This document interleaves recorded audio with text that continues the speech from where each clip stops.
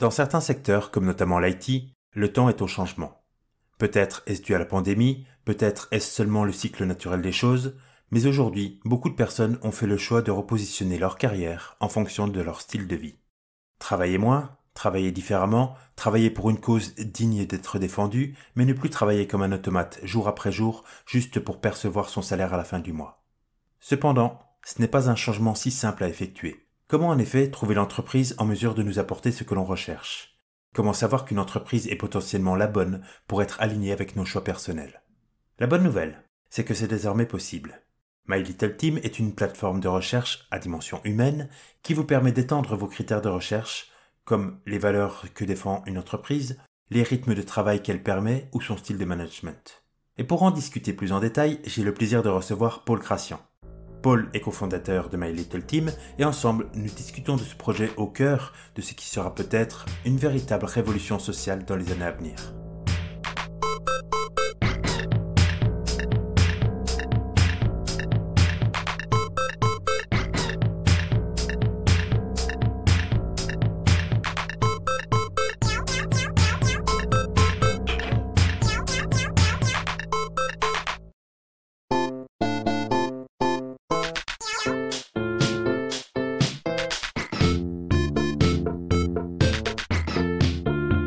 Salut Paul, bienvenue. Bonjour Stéphane. Tu es là aujourd'hui pour nous parler de My Little Team. Est-ce que tu peux nous en dire plus? Ouais, tout à fait. Alors, My Little Team, c'est une plateforme de recrutement que j'ai créée avec mon ami associé Yannick, qui lui donc est développeur et donc il a développé la plateforme. Et moi, je suis psychologue du travail. Et donc, en fait, le principe de la plateforme, enfin, sa particularité, c'est que sur une plateforme de recrutement classique, quand tu cherches un boulot, en fait, ce qu'on va te demander souvent, c'est de mettre ton intitulé de poste et mettre la ville dans laquelle tu travailles, tu veux travailler, et puis parfois aussi le type de contrat. Et puis après, tu vas appuyer sur recherche et tu vas voir toutes les offres.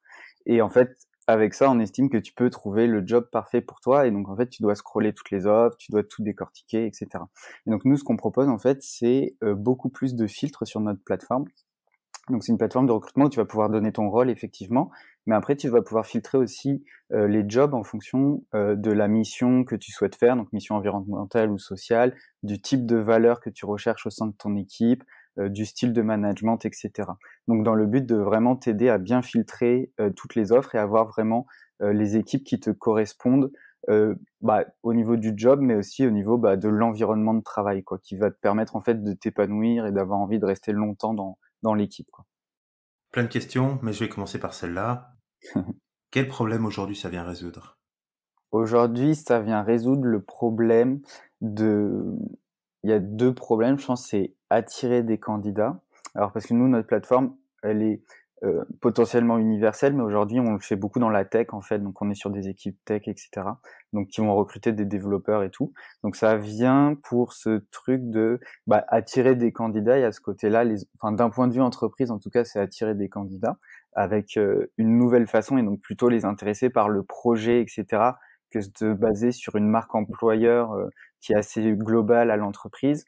Et surtout, nous, en fait, c'est d'aider les gens à trouver plus de sens dans leur travail. Donc, c'est une tendance qui se développe là ces dernières années. Les gens, et notamment dans ces postes assez aisés, où on est en bonne position de force par rapport au marché, ce qu'on va chercher maintenant, c'est un vrai épanouissement global, donc une meilleure qualité de vie et du sens dans son travail. Donc nous, c'est de donner un outil qui répond à ce nouveau besoin des travailleurs aujourd'hui, quoi.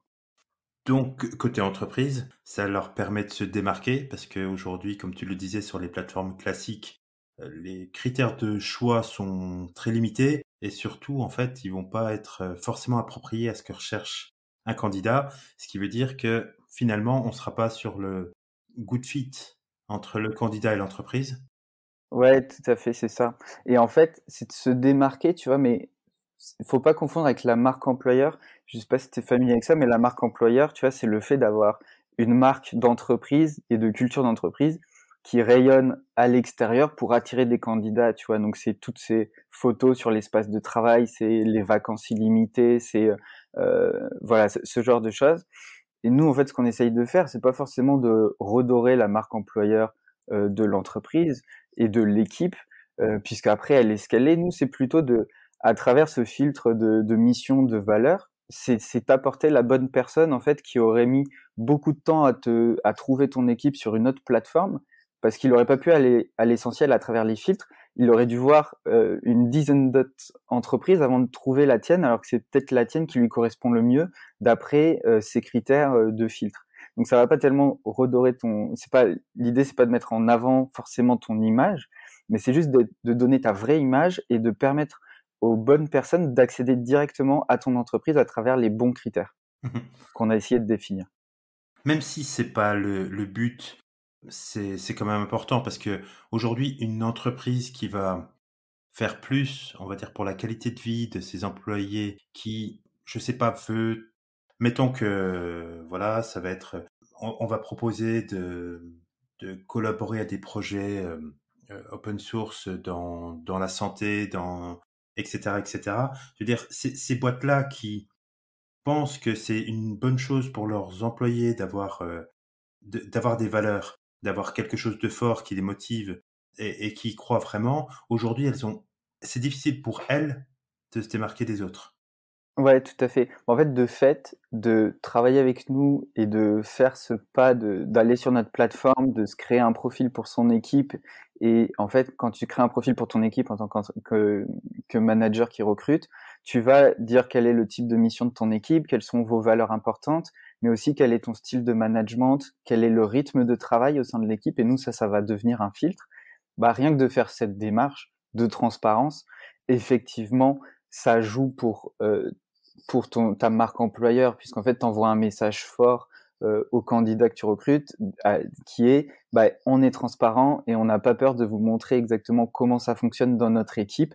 Et on se cache pas derrière des grandes valeurs, tu vois, potentiellement, qui peuvent être, qui parfois sont sincères, mais qui peuvent être généralisées à l'échelle de l'entreprise, et où on va pas oser parler du management, on va pas oser parler de la charge de travail, tu vois, sur un entretien de recrutement. Le candidat, il arrive, il est toujours obligé de dire bah, je suis motivé, etc.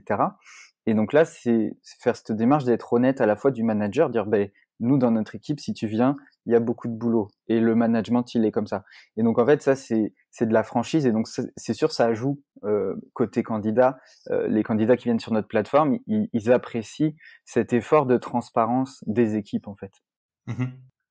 C'était la question que je me posais sur l'onboarding des entreprises sur ta plateforme, Mm. parce que nécessairement pour que ta plateforme ait du succès, il faut déjà qu'il y ait des offres qui soient proposées. Et pour ça, donc, il faut aussi être attractif pour les entreprises qui vont venir sur ta plateforme et proposer des emplois. Ouais, tout à fait. Et pour ça, justement, le fait qu'elles puissent se démarquer par rapport à tous ces critères-là, c'est une très bonne chose pour elles, mais ça leur demande aussi un effort particulier lors de l'onboarding. Comment ça se passe? Ouais, bah en fait, oui, tu as un petit côté effort parce que ça va te prendre un petit peu de temps de le faire, puisque globalement, souvent, les entreprises, même un manager qui recrute, ben, il a déjà, tu vois, la description de l'entreprise, des choses comme ça, donc il fait des copier-coller s'il s'onboard sur une nouvelle plateforme. Nous, il doit se créer un profil et il doit nous donner des nouvelles informations qu'il a jamais données à d'autres plateformes de recrutement. Donc, il doit répondre à un questionnaire. Donc, globalement, c'est un questionnaire en ligne. Et ça prend une bonne dizaine de minutes, tu vois. Donc, pour un CTO, à l'échelle d'un CTO, c'est beaucoup. Et deuxième truc, donc c'est un petit peu de temps. Mais nous, on essaye de raccourcir un maximum ça parce qu'en fait, du coup, du fait qu'on leur demande ça, derrière, nous, on leur demande pas d'ajouter eux-mêmes leurs offres d'emploi sur notre site. C'est nous qui gérons ça. Ça fait partie de notre service, c'est-à-dire donc tu te crées un profil et nous, on maintient à jour tes offres d'emploi tout le temps. Et le deuxième truc, bah ouais, c'est une prise de risque pour lui, puisque bah il se livre un petit peu plus en se mettant sur notre plateforme et en donnant ces informations-là, quoi. Donc il doit effectivement sauter le pas un peu de dire je vais sur une plateforme qui est pas à 100% de mon côté, dans le sens où pour nous, le plus important, c'est que il soit honnête, que ce soit transparent et que ça serve le candidat. Donc nous, on n'est pas à 100% effectivement du côté de l'entreprise à dire à la laisser faire ce qu'elle veut. On a ce côté où bah, on échange avec les entreprises avec lesquelles qu'on onboard, et nous, on a ce côté que Bah, si on a des retours négatifs de l'équipe par des candidats, par des nouveaux arrivants dans l'entreprise, et cetera, on n'hésitera pas à leur dire: «Beh, cette valeur-là que tu as mis en avant, les nouveaux arrivants ou les candidats, ils la retrouvent pas dans ton équipe. Donc nous, sur notre plateforme, on peut pas te laisser afficher cette valeur-là. Donc soit on travaille là-dessus, soit on pourra plus afficher cette valeur, voire nous, on est prêt à ne plus afficher une équipe, tu vois, si elle est pas honnête, si elle correspond pas aux valeurs de notre propre plateforme. Parce que nous, ce qui est important, c'est de servir les candidats aujourd'hui. Donc, si je continue un peu dans ce sujet-là, si on est une entreprise et qu'on veut être onboardé, donc outre, évidemment les postes à pourvoir, donc je veux un développeur, front et qui maîtrise telle technologie, tu vas ajouter en plus beaucoup d'autres, critères qui seront pas, liés directement au poste à pourvoir, en tout cas aux compétences liées au poste à pourvoir, mais qui vont être, je vais pas dire subjectifs parce qu'ils sont très objectifs, mais plus, j'aimerais être plus autonome, j'aimerais travailler dans le social, j'aimerais et cetera et cetera. C'est ça? Ouais, tout à fait. En fait, c'est vrai une entreprise et aussi souvent ils vont dire bah ouais, je cherche un développeur qui a telle compétence, qui peut faire ça. Mais nous, c'est de dire mais oui, mais le développeur, donc lui, il cherche ce boulot-là qui lui correspond, mais il cherche aussi tout un panel d'une politique de télétravail, d'un niveau de salaire aussi, tu vois, voilà, encore une fois, d'un style de management, d'un rythme de travail. Donc nous, c'est de dire, bah, ton offre d'emploi, tu dois l'accompagner aussi de ces critères-là, parce que tu peux pas juste dire ce que tu aimerais que la personne fasse, tu dois aussi dire, bah, dans quel contexte elle va pouvoir, elle, le faire, quoi. Mmh. Puisque tu abordes la question du salaire, il y a une opinion que j'avais entendue et que j'aime assez, et j'aimerais savoir si c'est quelque chose qui est possible de ton point de vue. C'est qu'aujourd'hui, sur les salaires, quand l'employé vient, enfin pas l'employé, le candidat en tout cas vient à un recrutement, on va lui demander quelles sont ses prétentions salariales. Mais ça pourrait être une bonne chose aussi que ce soit pas l'employé à dire, quelles sont ses prétentions salariales, mais que ce soit directement l'entreprise qui dise: «Voilà combien on offre pour ce poste, voilà combien on est prêt à mettre sur la table. Si ça colle, OK, on pourra s'entendre» et tu le sais direct. Je veux dire, ça sert à quoi d'aller à un entretien d'embauche ou d'avoir 10 entretiens d'embauche et finalement arriver sur la négociation salariale et qu'en fait, tes prétentions soient largement au-dessus de ce qu'ils sont prêts à mettre sur la table. Ouais, tout à fait. Bah, en fait, nous, on pousse les entreprises à afficher le salaire, tu vois, la fourchette salariale, parce qu'en fait, c'est un critère que je te disais, comme tes compétences, comme le télétravail, le salaire, enfin, c'est presque le critère le plus important, quasiment, pas pour tout le monde, mais en fait, dans cette société économique dans laquelle on vit, tu vois. Donc, nous, on est pour la transparence maximale, et donc je pense qu'effectivement, c'est plus sain d'avoir cette approche-là, de dire bah, c'est l'entreprise qui elle a une fourchette salariale pour ce poste-là, et donc on va trouver la bonne personne, plutôt que en plus c'est pas très agréable pour le candidat quand on lui demande de lui devoir se positionner, etc. Maintenant, nous, les deux trucs qu'on rencontre, c'est qu'on a des entreprises, des équipes là qui ont qui affichent pas le salaire, qui savent pas forcément quel salaire elles vont mettre, donc elles veulent pas non plus voilà se fermer des portes, etc. Et puis tu as cette difficulté, alors surtout sur les postes seniors, à recruter. Et donc en fait là, bah, du coup cette logique là de dire bah nous on a notre fourchette et puis on en démarre pas, ça marche pas parce qu'ils ont aussi un réel besoin de recruter. Et donc c'est ce qui crée ce truc de bah ça peut partir un peu entre guillemets dans tous les sens au niveau salaire, tu vois, au lieu que ce soit bien cadré. Mais c'est sûr que d'un point de vue organisationnel, il y a des boîtes qui font ça plutôt pas mal. Tu sais, tu as la très connue maintenant startup mutuelle Alan. Tu sais, ils ont une grille salariale qui est bien expliquée, etc. Et donc, ils te positionnent sur cette grille salariale. Et du coup, c'est très simple parce que c'est sur des critères qui peuvent être un peu subjectifs parfois, mais au final, plus tu multiplies les critères, plus tu vas être objectif, en fait. Mmh. Voilà. OK. Donc, c'est un idéal à atteindre, mais qui est pas facile à atteindre, quoi, Ouais, je pense. tout à fait. Ton idée vient de quoi? D'un repositionnement aussi un peu des gens aujourd'hui? C'est peut-être dû à la pandémie, peut-être que ça a accéléré les choses. Les gens cherchent aujourd'hui autre chose dans leur travail que simplement, travailler 40 heures par semaine et puis avoir un salaire, à la fin du mois. Il y a d'autres attentes aujourd'hui de la part des salariés. pour leur entreprise, pour comment ils s'impliquent dans cette entreprise et puis de tout ce qu'ils peuvent y faire. Ouais, tout à fait. Alors je pense que oui, le Covid, ça a accéléré ça.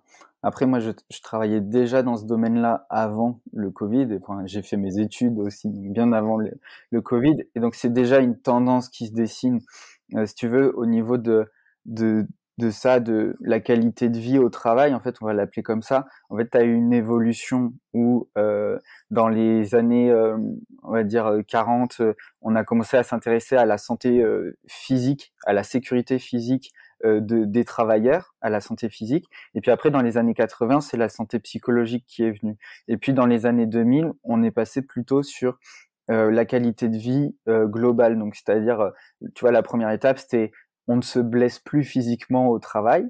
Après, c'était on ne se blesse plus psychologiquement au travail. Et maintenant, c'est carrément on est heureux au travail. Et maintenant, les dernières tendances aussi, c'est aussi l'engagement au travail. Donc, l'employé engagé. Et donc, on fait encore plus, tu vois, donc avec tous ces perks que les entreprises rajoutent, tu vois, beaucoup de vacances, des CE, des événements, des choses comme ça, des systèmes de garderie au travail, enfin tout ça pour simplifier la vie des gens. Donc en fait, c'est une tendance, tu vois, qui est montée comme ça. Effectivement, maintenant on arrive à un moment, et le Covid a servi ça, mais moi je faisais déjà ça, c'est-à-dire on travaillait avec des entreprises et on travaillait sur tous les autres aspects en dehors de leur métier en fait, qui étaient la relation avec les collègues, la relation avec le management, le sentiment de reconnaissance pour le travail que tu fais, le niveau d'autonomie. Et donc moi je travaillais sur tout ça, notamment à travers des questionnaires. Et donc c'était très logique que la suite, ce soit de recruter des gens à travers ce prisme, plutôt que de travailler avec ce prisme sur des gens qui sont déjà au sein d'une équipe, mais de directement prendre des personnes qui vont correspondre à ton environnement de travail, quoi.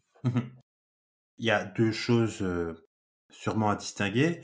Donc, il y a la qualité de vie, je sais pas, ta rémunération, ton nombre de congés, la fait que tu puisses peut-être faire moins d'heures dans la semaine, dans ta semaine, etc. Et il y a aussi le sens qu'on donne à son travail, c'est-à-dire quelqu'un qui est développeur, il peut avoir toutes ces choses-là qui vont améliorer sa qualité de vie, mais il n'aura pas forcément de sens dans son travail. Et peut-être que lui, donner du sens, c'est travailler dans l'humanitaire, par exemple.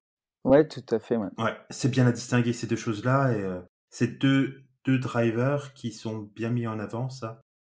Ouais, en fait, ça, c'en est 2, tu vois? Mais en fait, il y en a potentiellement des centaines, quoi, tu vois? De facteurs, comme ça de motivation et qui vont, motiver ta vie, tes décisions et cetera. Et donc en fait, là, nous, notre travail, par exemple, c'est que comme il y en a des centaines, tu vois?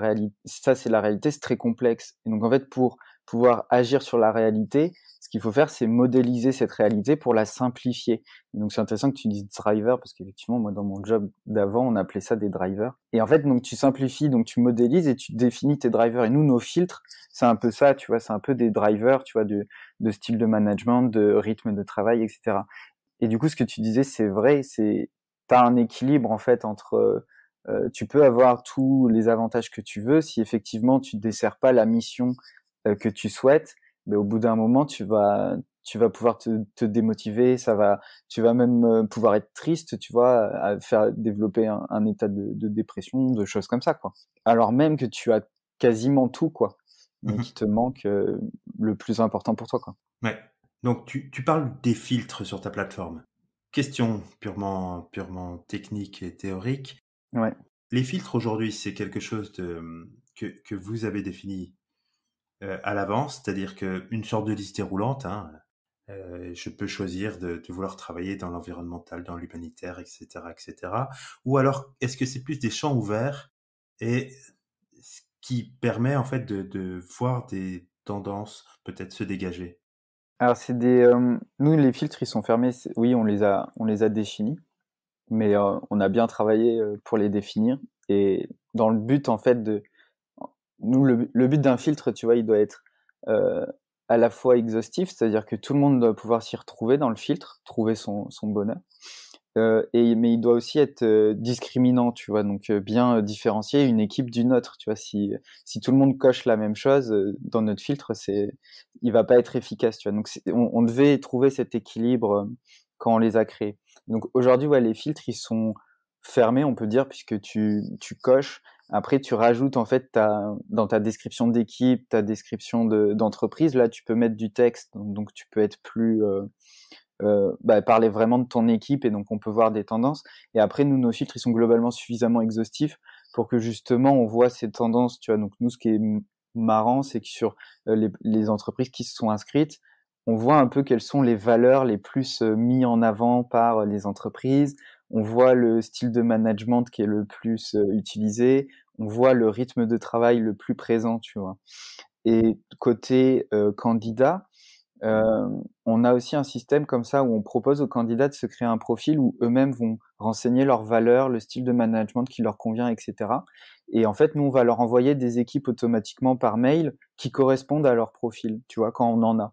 On les spamme pas et tout, mais quand on en a. Et du coup, c'est pareil, ça fait qu'on a, nous, un certain nombre de personnes, notamment là, beaucoup de développeurs qui se sont créés un profil. Et donc, on voit ces tendances-là de quelles sont les valeurs les plus importantes pour les développeurs, quels sont le type de mission qui les intéresse le plus. Tu vois, on a un petit peu ces petites informations, et du coup, d'un point de vue sociologique, c'est assez intéressant. On n'a pas des gros volumes encore maintenant, tu vois, pour créer voir des vraies tendances, mais c'est déjà intéressant à observer, tu vois. Par curiosité, toujours sur ces filtres, comment ça a été créé? Vous avez interviewé un panel de personnes pour savoir un peu c'était quoi aujourd'hui ce qui les motivait à travailler, quelles étaient leurs différentes aspirations dans un travail. Tu leur as demandé, je sais pas, décris-moi ton job de rêve et comment il est, et puis de là, t'arrives à découler toutes ces idées parce que typiquement, je pense que c'est quelque chose de très novateur. C'est peut-être quelque chose que les gens ont même pas pensé que c'était possible de l'avoir. Dans le sens où je vais chercher un travail demain et peut-être que dans ce travail, je vais pas pouvoir me dire que je peux me questionner sur le type de management que je veux. Oui, c'est des questions que presque on ne se pose pas quand on cherche son emploi, parce qu'effectivement, on nous propose pas de se poser la question, en fait. Donc quand tu vois, c'est ça, tu vas sur une plateforme de recrutement, je dirais classique, mais bon, tu vois, chaque plateforme de recrutement a ses avantages, etc. Hein. On ne te pose pas cette question, donc toi, tu te dis pas que tu peux te la poser. Effectivement, tu vois des entreprises et tu as l'impression que ça, c'est plutôt pendant l'entretien et pendant la période d'essai que tu vas voir un peu au petit bonheur la chance si ça correspond de ce point de vue-là, tu vois. Alors qu'en fait, nous, effectivement, on te propose de te poser la question très tôt dans ta démarche de recherche. Et en fait, limite, c'est ça qu'il faudrait faire avant d'aller sur une plateforme de recrutement. C'est faire un petit travail sur toi-même. Ça n'a pas obligé d'être très approfondi, tu vois, mais t'as ce principe de bilan de compétences. Tu sais, il y a du coaching, de l'accompagnement, d'orientation comme ça, où tu peux faire des séances avec un psychologue du travail ou d'autres personnes qui vont te faire travailler là-dessus. Et après, tu seras assez mûr pour aller sur une plateforme. Donc nous, c'est vrai que notre plateforme, elle vient générer ces questions. Et pour répondre à ta question de comment on a créé les filtres, en fait, on est plutôt parti d'abord de la littérature. C'est ce qu'on fait en psychologie. Donc, il y a beaucoup de monde qui ont fait des études, des recherches sur qu'est-ce qui génère de la motivation, qu'est-ce qui génère du bien-être au sein d'une équipe et pour une personne au sein de son entreprise. Donc, et tu as beaucoup d'études en fait qui allaient dans le sens de nos filtres, c'est-à-dire t'as beaucoup d'études qui montrent une bonne relation avec ton manager, ça fait des employés plus heureux. Le fait d'être aligné avec les valeurs de son manager, c'est la même chose. Donc nous, on est parti de la littérature comme ça. Et moi, avant ça, comme je te disais, ça faisait 4 ans que je travaillais là-dessus. Et donc que j'avais déjà bien mariné tout ça, expérimenté tout ça. Et donc on est parti plutôt sur une base où on a fait notre base théorique. Et après, effectivement, on l'a testé. Tu vois, là, on a commencé My Little Team en début 2021. Et la plateforme, elle arrive à un niveau de maturité aujourd'hui qui est assez intéressant. Mais là, pendant les 6 premiers mois, en fait, on l'a testé effectivement et on a apporté des modifications, tu vois. Un moment, au début, tu vois, on a un filtre de valeur. Au début, on en avait 15, puis maintenant, on en a que 6 parce qu'en fait, trop compliqué pour les gens, tu vois, ils étaient trop perdus, beaucoup de valeurs qui savaient pas forcément ce que ça voulait dire, donc on a simplifié. Sur le style de management, c'est pareil, on a pu rajouter un élément qu'on n'avait pas avant, etc. Donc tu pars d'une base théorique et après on a testé le modèle dans la vraie vie et on l'améliore, quoi. Les entreprises aujourd'hui, je sais pas, ça me paraît toujours aussi délicat. La société évolue, la motivation des gens évolue, la façon dont on retient des personnes, j'aime pas le terme retenir, mais on va dire, On parle de ça, oui. ouais, mais on les garde motivés pour accomplir leur travail. C'est quelque chose qui est en perpétuelle mutation. On l'a dit, le Covid, ça a été un accélérateur, mais ça prouve bien que ce qu'on voulait il y a 40 ans, c'est plus ce qu'on veut aujourd'hui. Une entreprise qui a aujourd'hui qui soucie du bien-être de ses employés a pas forcément intrinsèquement les bonnes valeurs. C'est-à-dire qu'elle a été créée il y a 40 ans, ou elle a peut-être été créée hier, mais peu importe, et elle n'a pas forcément ces valeurs en place. Parce que ça fait pas partie de l'ADN de l'entreprise au jour 1, mais ça veut pas dire que l'entreprise aussi peut pas évoluer dans ce sens-là. Comment tu vois les choses? T'as dit que une entreprise qui donnait des fausses valeurs, par exemple, vous enleviez la valeur de la plateforme, mais est-ce qu'il y a un accompagnement aussi qui peut être fait des entreprises à dire, voilà, aujourd'hui, je me soucie de la qualité de vie de mes employés, de leur bonheur au travail, comment je pourrais m'y prendre? Donc oui, effectivement, les entreprises, elles peuvent améliorer les choses. Nous, aujourd'hui, avec My Little Team, on travaille pas forcément là-dessus. Peut-être qu'on le fera d'ailleurs à un moment donné. Nous, ce sera intéressant, tu vois, de travailler avec les retours des candidats, des nouveaux arrivants et de faire bouger les choses au sein des équipes. Mais effectivement, t'as beaucoup de solutions et t'as beaucoup de gens qui travaillent là-dessus.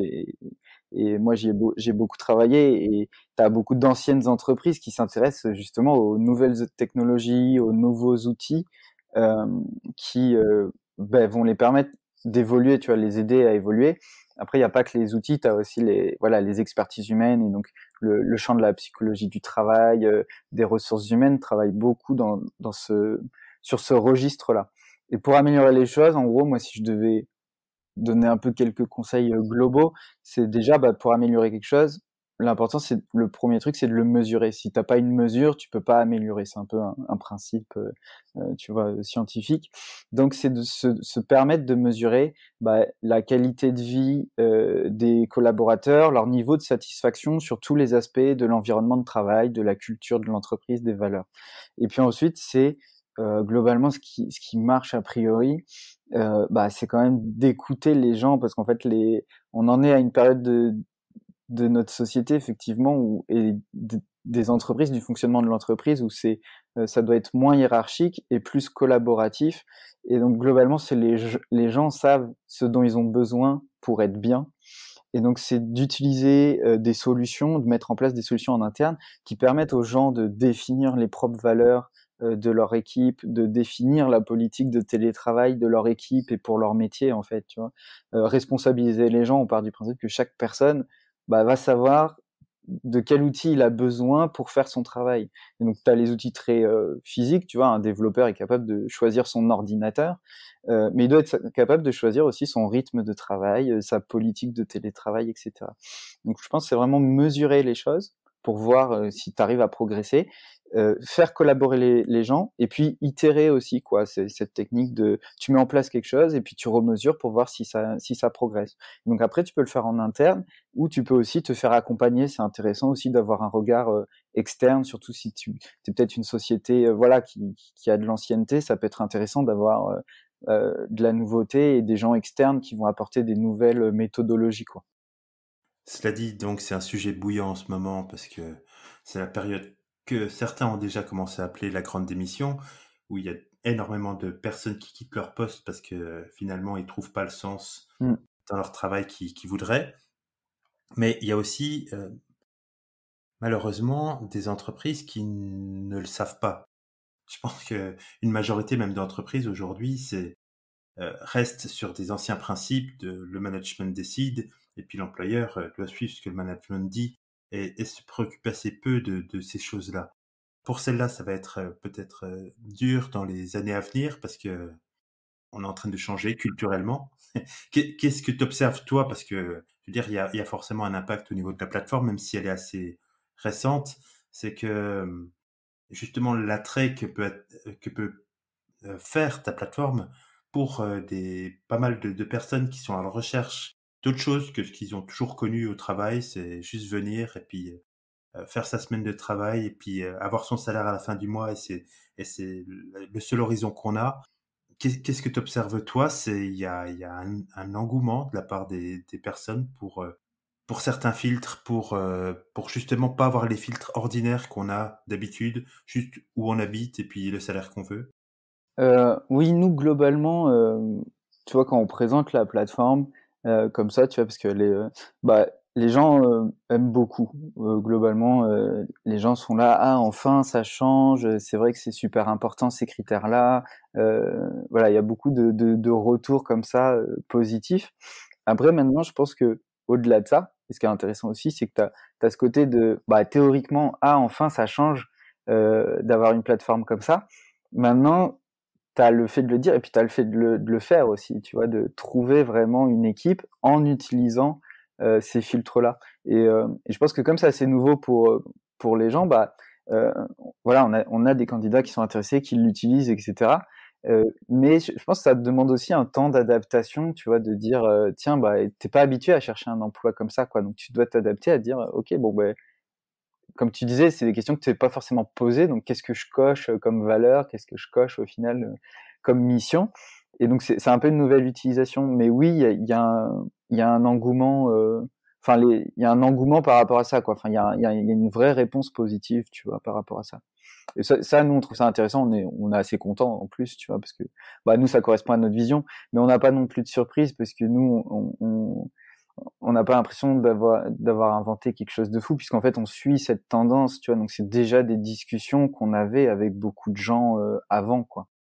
Bien sûr, mais sans que ce soit alors, je vais pas reprendre ta c'est pas un outil de fou. Si, c'est un outil qui est génial parce que il y a une tendance aujourd'hui qui est peut-être que les gens veulent plus de qualité de vie, plus de sens dans leur travail, mais si t'as pas l'outil approprié à, rechercher ce que tu veux, aujourd'hui, bah, tu risques de retomber dans, ce qui existe.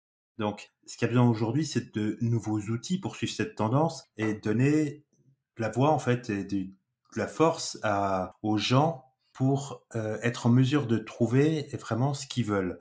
C'est-à-dire qu'il y a un engouement pour, je sais pas, tout le monde veut trouver un emploi qui soit dans l'humanitaire, dans l'environnemental ou quelque chose comme ça. Mais aujourd'hui, si t'as pas les outils pour le chercher, ça va être compliqué. Donc finalement, tu vas être une sorte de minorité silencieuse parce que personne ne fait attention à toi. Par contre, dès le moment où tu as l'outil qui va te permettre de sélectionner des entreprises qui vont être directement liées avec tes aspirations, là, on va pouvoir assister à les gens vont pouvoir trouver ce qu'ils veulent exactement. Ils vont pas se retrouver par défaut dans un endroit qu'ils n'avaient pas choisi. Ouais, tout à fait. Bah, nous, on a essayé d'allier, l'acte à la parole, en fait, parce que c'est vrai que si tu regardes dans le recrutement, globalement, tout le monde est d'accord pour dire, bah, faut trouver un job, de rêve, le job qui te correspond vraiment. Tu vois? Ça, c'est écrit partout sur, toutes les plateformes de recrutement et l'idée, bah, c'était voilà, d'associer donner l'outil qui permet vraiment de le faire et pas de se contenter de l'intitulé de poste, en fait et de la ville où tu travailles, quoi.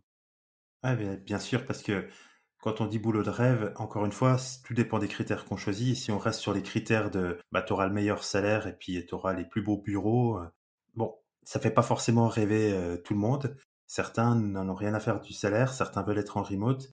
Et donc, le boulot de rêve de chaque personne est finalement différent de celui de son voisin. Ouais, tout à fait. C'est comme ce truc où, tu vas avoir dire, «Tiens, sur une plateforme, on a, les meilleures entreprises pour vous, les meilleurs jobs».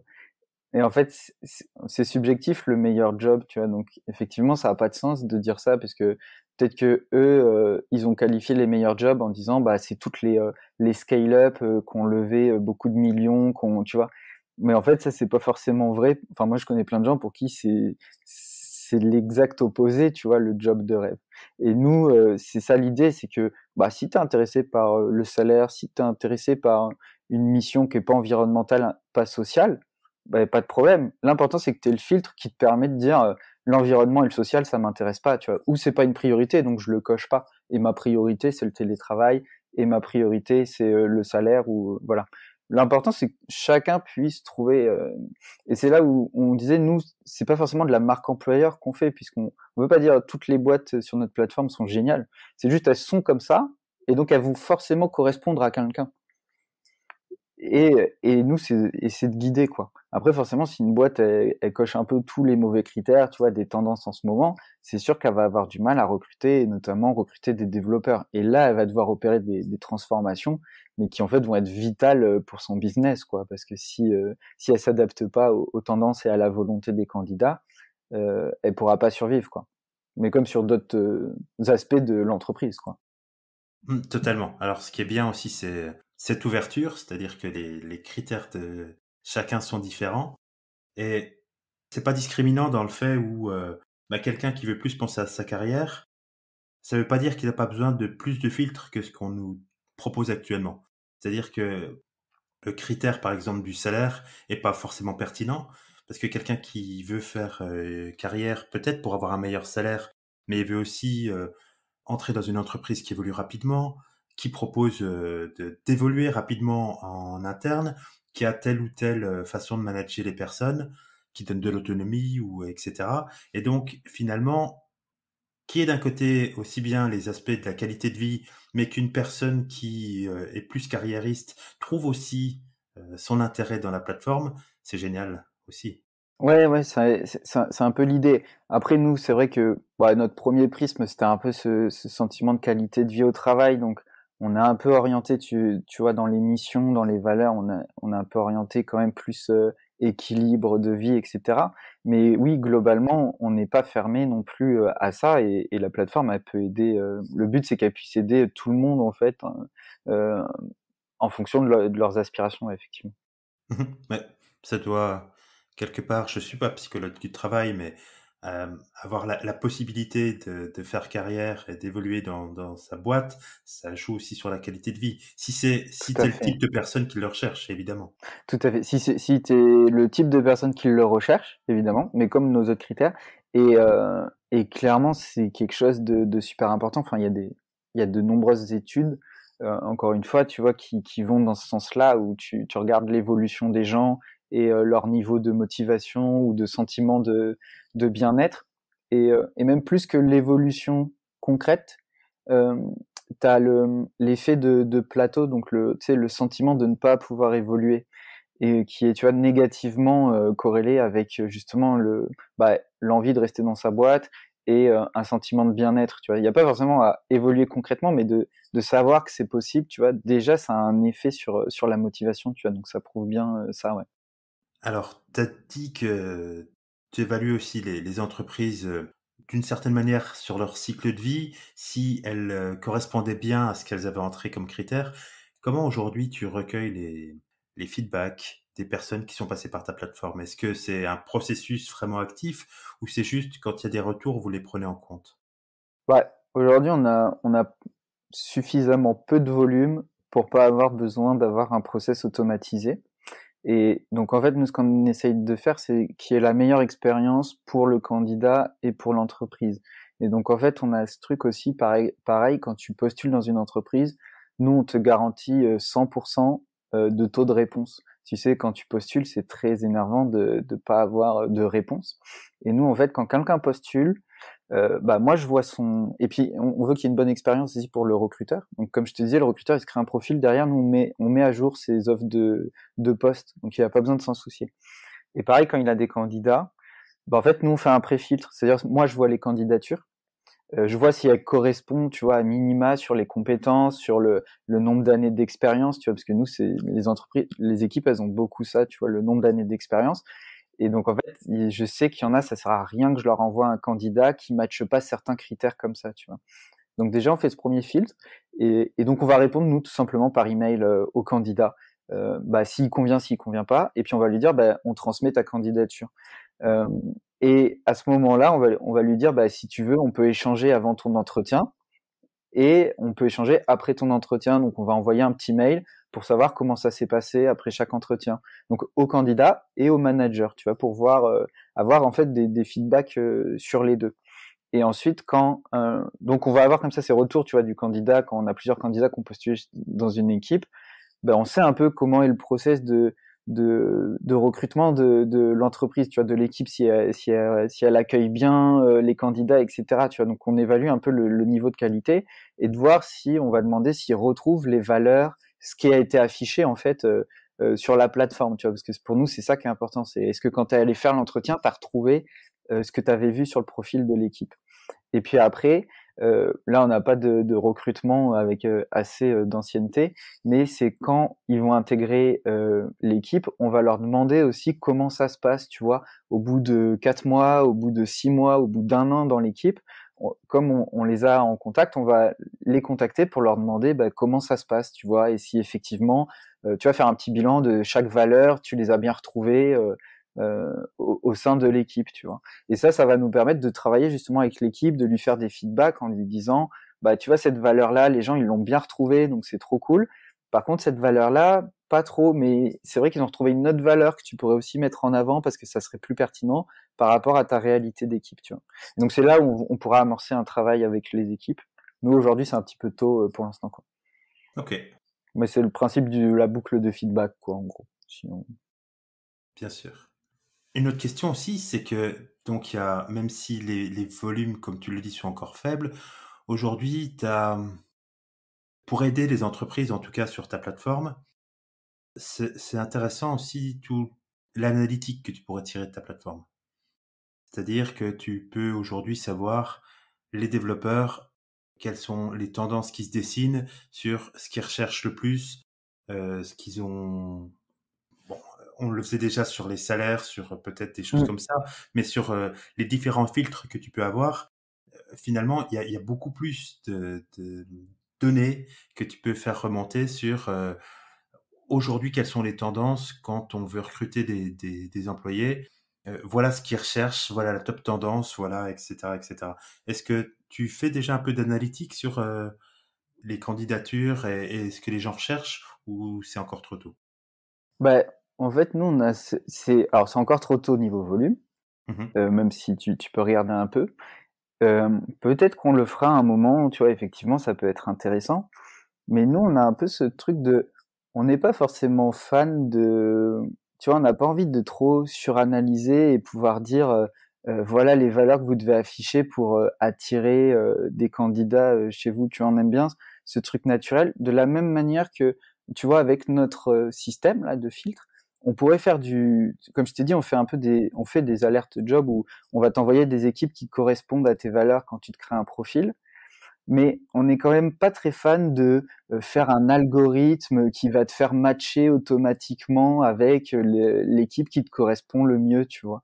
On n'a pas forcément envie de créer ça et que ce soit ce qui serait pas vraiment, mais qu'on appellerait une intelligence artificielle, tu vois, qui va matcher les gens avec les bonnes personnes. Nous, ce qu'on veut, c'est plutôt que les gens gardent le pouvoir et donc qu'ils aient cet outil et ces filtres et ils cochent ce qu'ils veulent parce que tu vois, un jour ils vont cocher quelque chose et puis peut-être le lendemain ils se disent bon bah l'environnement c'est bien mais j'ai aussi envie de m'ouvrir au social, tu vois, et j'ai pas envie de leur créer un profil qui soit statique et dire bah tiens pour toi c'est cette équipe et cette équipe qui doit te correspondre, tu vois. Mhm. Donc je pense oui on va de fait récolter de la donnée qui est intéressante, qui sera intéressante à analyser. Nous, aujourd'hui, on n'a pas envie de la surexploiter, tu vois, d'aller trop loin là-dedans. Parce que ça reste de l'humain aussi, quoi, tu vois. Oui, oui, bien sûr. J'en suis totalement conscient. Cela dit, de telles données, ça donne des. Et sans que ce soit faux de la part des entreprises du tout, mais les entreprises elles-mêmes n'ont pas forcément la vision de ce qu'il faut apporter à leurs employés pour améliorer leur qualité de vie. Ça ne veut pas dire qu'elles en sont pas soucieuses, ça veut dire juste que bah, c'est peut-être difficile à discerner quelles sont les tendances actuelles. Mm. Toi, aujourd'hui, tu as de la donnée sur les tendances actuelles au travers des personnes qui passent par ta plateforme. Ça pourrait quand même être une aide aux entreprises de se dire, voilà, aujourd'hui, si vous voulez donner plus de qualité de vie à vos employés, les tendances qui se dessinent, c'est, je sais pas, hein, ça peut être très simplement, les gens veulent plus de remote ou les gens veulent travailler moins longtemps ou des choses comme ça. Et en fait, qu'elles le fassent, mais sans que ce soit faux de leur part, Mm. mais adapter en fait leur process à se dire, nous on veut que la qualité de vie augmente au sein de nos employés, donc suivons cette tendance et voyons comment on peut culturellement aller vers là. Ouais, tout à fait. Je pense qu'on va continuer à regarder ça de près. Et comme je te dis, tu vois, on n'est pas à l'abri, bah, de peut-être, tu vois, faire une publication comme ça sur, tu vois, un peu un format livre blanc ou, tu vois, peut-être annuel, où on pourra discuter de ça effectivement en donnant des chiffres, etc. Effectivement, c'est pas impossible qu'on le fasse. Après, moi, j'ai le sentiment que euh, t'as déjà un peu les tendances. Enfin, tu vois, on le sait, est-ce que les gens veulent du télétravail ou pas? Je pense qu'on a un petit peu la réponse, quoi, tu vois. Enfin, même si moi je pourrais apporter plus de données qui viennent le confirmer, mais il y a des trucs comme ça qui se savent vraiment. Est-ce que les gens veulent de l'autonomie, plus de liberté? Je pense que voilà, on le sait, tu vois. Mais c'est clair que ça serait intéressant de le confirmer par nos données, Mhm. effectivement. Parlons encore de données, puisque Mm. tu as la possibilité d'avoir des données, mais il peut y avoir une tendance où les gens, je sais pas, veulent du télétravail, veulent... ça c'est des choses très... Aujourd'hui, parce que le Covid, c'est assez facile à déterminer, il y a d'autres choses qui sont peut-être moins faciles à déterminer. Mais c'est aussi de voir sur le long terme ce que ça donne. C'est-à-dire quelqu'un qui est passé par votre plateforme parce qu'il recherchait des critères bien spécifiques, où il en est 3 ans après, où il en est 5 ans après. Est-ce que justement une entreprise qui cherche au travers de l'amélioration de la qualité de vie de ses employés à retenir plus longtemps ses employés, est-ce que c'est quelque chose qui marche Ouais, tout à fait. Ouais. ou pas? T'as raison que sur d'autres critères, effectivement, tu vois, si on prend le rythme de travail, on pourrait se dire, bah tiens, les entreprises cherchent des gens qui peuvent avoir une forte capacité de charge de travail, et les employés sont des gens qui essayent de bah, quand même pas trop travailler et donc ne cherchent pas un boulot où il y a une importante charge de travail. Et c'est vrai que là, nous, nos données peuvent venir contredire ces fausses croyances, dans le sens où nous, effectivement, on a des candidats aujourd'hui, tu vois, qui cochent, qui disent, bah, je veux une forte charge de travail, tu vois, enfin, Mhm. qui recherchent ça, quoi, qui sont pas du tout fermés, mais qui par contre sont prêts à l'accepter si à côté ils ont d'autres aspects, etc. Donc effectivement, la data, elle peut venir aller chercher effectivement des choses un peu plus pointues et un peu plus sinueuses qu'on n'aurait pas imaginé, quoi, qui vont à l'encontre de fausses croyances. Ouais. Ok. Comme sur le style de management aussi, où tu peux te dire, est-ce que les gens ont envie d'avoir un patron ou pas, tu vois, tu pourrais dire, bah non, les gens, ils ont pas envie d'avoir de patron. Et puis en fait, bah, dans les data, tu pourrais, je dis pas que c'est le cas aujourd'hui, je te dis, on n'a pas assez de data, tu vois, mais en fait, il y a des gens qui ont besoin d'être managés, tu vois, qui aiment ça aussi, tu vois. Mhm. Tout à fait. Et il y a des gens qui n'aiment pas ça. C'est ça. C'est toute la beauté d'avoir le choix, en tout cas dans ce qu'on recherche, de sélectionner les critères qui nous correspondent le mieux et d'avoir cette liberté. Je vais maintenant te questionner un tout petit peu aussi sur ton style d'entrepreneuriat, parce que de ce que je comprends, ta plateforme, ça pourrait, dans les années à venir, gérer un volume monstrueux, puisque c'est une plateforme de recherche de travail et qu'il y a beaucoup de gens qui passent par les plateformes de recherche de travail, et que évidemment, ça veut dire il peut y avoir potentiellement énormément de personnes pour passer par ta plateforme. Mais aujourd'hui, dans ce que tu m'expliques, je vois que, et même si vous en êtes au début, donc il y a beaucoup de choses qui s'expliquent, mais il y a encore beaucoup de process qui sont manuels, il y a encore beaucoup d'humains dans tout ça, c'est-à-dire que vous entretenez aussi bien la relation avec les entreprises qu'avec les personnes qui passent par la plateforme. Comment tu vois ça évoluer? Comment tu as envie que ça évolue aussi? Ouais. Bah, je pense que, donc, comme je te disais, je fais ça avec Yannick, et on cherche pas la croissance à deux chiffres, etc. On cherche vraiment plutôt la qualité, solidité, tu vois, de notre modèle.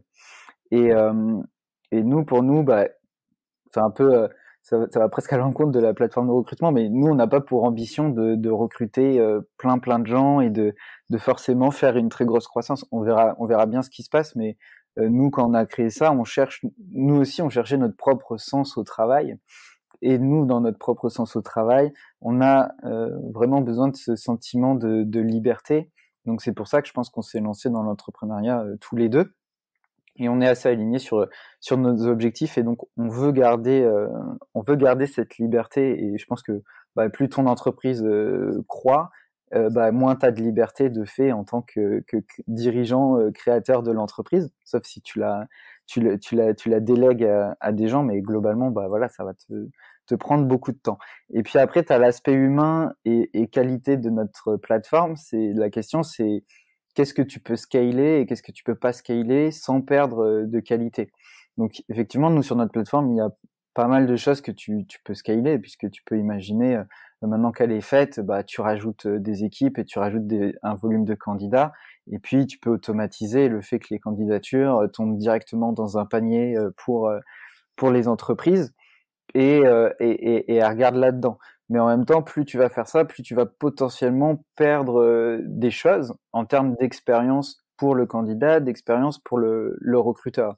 Donc nous, aujourd'hui, on ne sait pas ce que ça va donner demain. Ce qu'on sait, c'est que on veut pas aller trop vite, on veut pas être non plus trop ambitieux, même si on sait que ça peut, voilà, que ça a de l'avenir quand même, parce que voilà, c'est une tendance qui est porteuse, qui est importante et tout ça. Donc nous, on va tout donner pour que ça aille dans ce sens-là. Mais on est aussi très attaché à l'humain, tu vois, et on pense aussi à développer plutôt des services d'accompagnement, de coaching, d'orientation, de bilan de compétences pour les candidats. On va vouloir aussi s'expandre plutôt sur ce côté qualité que quantité, en fait. On va aussi beaucoup s'intéresser à ça à l'avenir, quoi. Ça, c'est ta vision, mais évidemment, tu n'es pas à l'abri de rencontrer un énorme succès. Si demain, il y a un reportage aux 20h sur les changements dans les aspirations des travailleurs et ce qu'ils recherchent comme poste, et que ils mentionnaient, par exemple, votre plateforme comme étant un outil permettant d'y arriver, du jour au lendemain, vous pourriez avoir des milliers de demandes, aussi bien d'entreprises que d'employeurs sur votre plateforme. Est-ce que tu es prêt à y faire face si ça devait arriver? Je m'attendais pas à ce genre de questions. Oui, je pense que je suis prêt à y faire face. Je sais pas, je suis pas non plus, enfin, j'ai pas ces ambitions-là, tu vois, de créer un énorme business. Mhm. Après, arrivera ce qui arrivera, tu vois? J'ai pas forcément envie de trop me projeter et là te dire, voilà ce que je ferais, quoi. Je verrai bien, tu vois? Pour tout te dire, j'ai cette entreprise, j'ai toujours voulu, hein, faire de l'entrepreneuriat, mais en gros, si je me retrouve dans cette situation, c'est aussi, parce qu'avec le covid, ça a chamboulé tous mes plans, et donc je me suis retrouvé dans une situation où je me suis dit: «Bon, là aujourd'hui, finalement, j'ai du temps», en gros, pour faire simple, et donc c'est le moment de faire ça, de créer quelque chose. Et donc avec Yannick, on s'est croisés, tu vois? Et donc on sait pas ce qui se passera, dans 1 an, dans 2 ans et tout, donc très difficile de faire des plans. Mhm. Mais on y est potentiellement préparé. Ok. Si on parle aussi de potentiellement une concurrence des autres plateformes, c'est qu'aujourd'hui, tu ajoutes des choses qui ne sont pas du tout prises en compte dans les plateformes actuellement, mais les plateformes aussi vont peut-être évoluer. Est-ce que déjà aujourd'hui, tu as senti un changement du côté des autres plateformes, ou alors elles n'ont pas bougé du tout malgré 2 années de Covid Mmh. et un repositionnement en tout cas des gens par rapport à ce qu'ils attendent de leur travail? Non, il y a clairement eu un changement global sur les plateformes. Alors déjà, tu as le filtre télétravail qui est apparu partout. Et après, ce que nous on aborde, tu vois, les valeurs, etc. Eux, enfin, ce que je vois, moi, je le vois abordé dans les communications, tu vois, donc marketing, etc. Donc c'est déjà un premier pas, tu vois, d'annoncer, dire notre plateforme est orientée bien-être, ou va t'aider à trouver le job qui te correspond vraiment, alors que c'était peut-être pas forcément ça avant. Et après, tu vas le retrouver dans les descriptions d'équipe, les offres d'emploi, mais pas de façon conforme, enfin formalisée comme nous, tu vois. Ça va être à l'appréciation de chaque équipe qui va écrire du texte, tu vois, de façon textuelle. Donc derrière, t'as moins de data, t'as moins de filtres, etc., tu vois.